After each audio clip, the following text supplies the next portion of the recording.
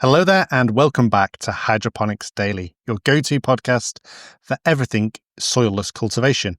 I'm your host, Dr. Russell Sharp, and yesterday we talked about the really powerful signals that were red to far red ratios in plants and how since the advent of LED lights that could give specific wavelengths, we've been able to massively modify the way plants grow. And that's where sort of concepts like crop steering have come from.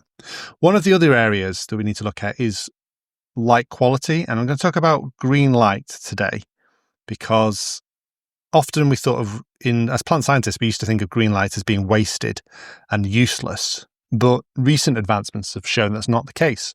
And actually, green light can be used by chloroplasts to allow for photosynthesis, but it's just not as efficient as red light or blue light.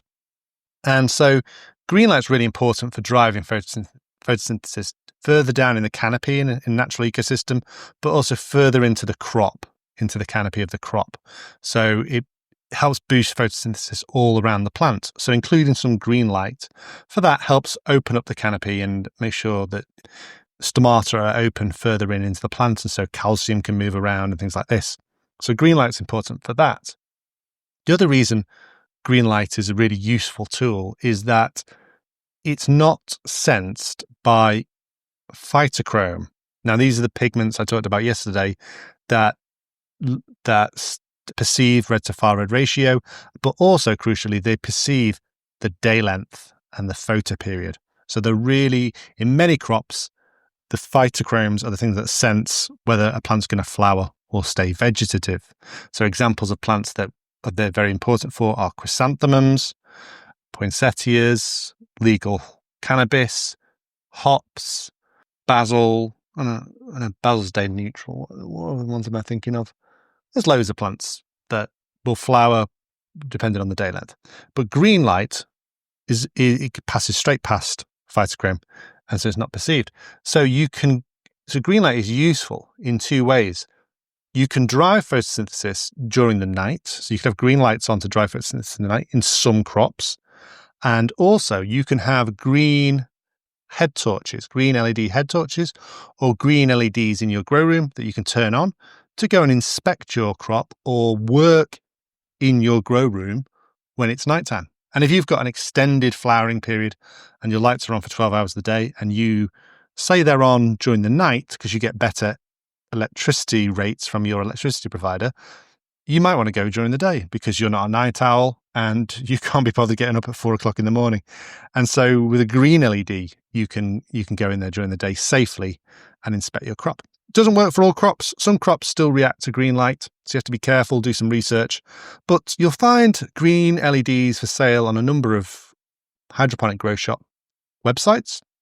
They're not as popular as I would expect them to be. If I was growing during the night and taking advantage of cheap electricity, I would definitely be having a green LED. So, yeah, I'm not sure why they're not as popular, but there you go. So some plants it can interfere with day length perception, but blue light also doesn't really interfere with day length perception in a number of plants. So you could have a blue and a green light on during the night, and for really high value crops where the cost of electricity is not the key point, then that's potentially a good one. Green light also helps open stomata. So if you don't have any green lights in your grow light spectrum, your recipe, then potentially you could have closed stomata, and that could limit photosynthesis and calcium absorption and transport. So that's why a good balance is always good, and that's why the cheap and nasty purple lights off eBay tend to not work as well as them stating a wattage that's not really anywhere near the truth. The 1,000 watt eBay grow light is a meme amongst hydroponic growers. There is one other thing that I didn't talk about when it came to green light. I'm trying to think what it is. Give me a second. I'll go through my notes. That's it. So green light is perceived really well by the human eye. And so it can give you an indicator of how powerful your LED lights are. And so could stop you from staring directly at what is essentially a very powerful and dangerous light. Many of grow lights are powerful and dangerous. And without the green, you might just be staring at them thinking, oh, and your pupils will remain wide open and you'd just be damaging your retinas. So without that green light there to warn you that this is a really powerful light. The other advantage of that is that if you put some green light into the spectrum and make it more whiter, you can see pests and diseases. Whereas if it's just like a purple or a red or a blue, then they may be invisible. A thrip larva or a young spider mite are almost, if not completely, transparent, and so you wouldn't see them without a good spectrum and also a hand lens. So that's why good light mixes are also important. It's not just about photosynthesis or day length or red to far red ratios. It's about you, your health, and your ability to inspect your crop and work in your grow room. And green light helps with all of these. So that has been the main topic of today's episode. I also wanted to raise another issue which is not worthy of an episode on its own, but I thought I'd mention it because it's really interesting. There's an article in Horsey Daily today or this week, and it's talking about cocoa and coir, a very popular growing media in hydroponics and in horticulture in general. And the raw material costs of cocoa have trebled in the last year. And that's really important because that's one of the key costs of hydroponics. Setting up a hydroponic business. So trebling of the costs of coir is that's a scary thought. Two main drivers of that increase. One is people want to avoid peat because peat is really bad for the environment. Obviously, it releases CO2 when it's been harvested, but also it's harvested from very environmentally sensitive and special areas, sites of scientific interest and of ecosystems. So we want to avoid using peat wherever possible. And so people are moving towards it, and people are growing more high value crops. People want more blueberries, more raspberries, more strawberries. They don't want to just live on a bowl of rice and a few leaves of spinach every day. And so people are growing more crops using more coir. The world's population is getting bigger. More coir is needed. Also, the Indian chicken industry is now using a lot of coir. And so a lot of it is going into poultry farming in India and in other places.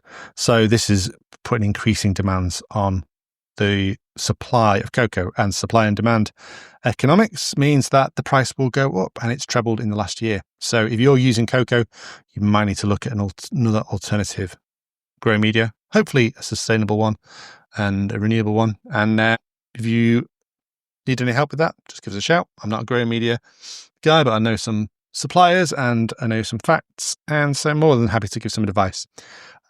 At Utrema, we're doing microgreens, and we're looking to use reusable grow media for our microgreens. So we're avoiding cocoa and coir, which is the standard one for microgreens. So watch this space. Really exciting things coming there. Thank you very much for listening. As always, my plea to you is if you found any value in this episode, then please leave me an Apple podcast review. Don't care about Spotify or anywhere else, YouTube, because they don't count towards podcast charts.